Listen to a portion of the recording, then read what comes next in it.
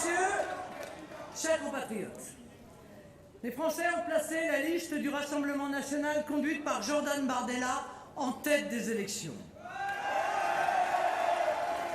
J'y vois la victoire du peuple, qui, avec fierté et dignité, a repris ce soir le pouvoir. Nous accueillons ce résultat avec joie, puisque le Rassemblement national n'a jamais aussi bien porté son nom. Vote du cœur ou de la raison, soyez assurés que le vote pour la liste du Rassemblement est en tout état de cause un vote pour la France et pour le peuple. C'est heureux et c'est même vital pour un pays qui navigue depuis des mois en pleine confusion. La confiance que nous ont témoignée les Français en nous désignant comme le premier parti, mais surtout comme le mouvement de la future alternance, est un honneur immense dont nous mesurons la responsabilité. Compte tenu du désaveu démocratique que le pouvoir subit ce soir, il appartiendra au président de la République d'en tirer les conséquences. Lui qui a mis son crédit présidentiel dans ce scrutin en faisant un référendum sur sa politique et même sur sa personne.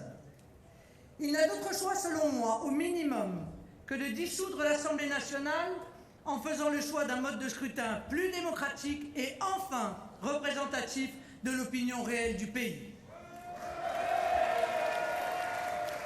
Plus largement, l'effacement des vieux partis et la bipolarisation Rassemblement national en marche confirment le nouveau clivage nationaux-mondialiste qui domine maintenant notre vie politique et qui se met en place de manière durable.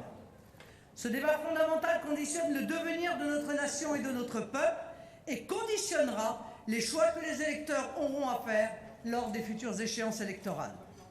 Un grand mouvement pour l'alternance est né ce soir. J'invite tous les patriotes, d'où qu'ils viennent, à rejoindre le Rassemblement national comme l'ont fait Thierry Mariani, Jean-Paul Garot, Maxette Pierre-Bacas, Hervé Juvin, André Cotarac, venus de la droite comme de la gauche, du monde politique et syndical comme de la société civile. Dans cet engagement pour la France, nous avons besoin de chacun d'entre vous. Très concrètement, j'appelle tous les citoyens à nous rejoindre pour mener la bataille des élections municipales en 2020, puis régionales et départementales en 2021, qui seront autant de marches à franchir sur la voie du redressement national. Vive la République et vive la France.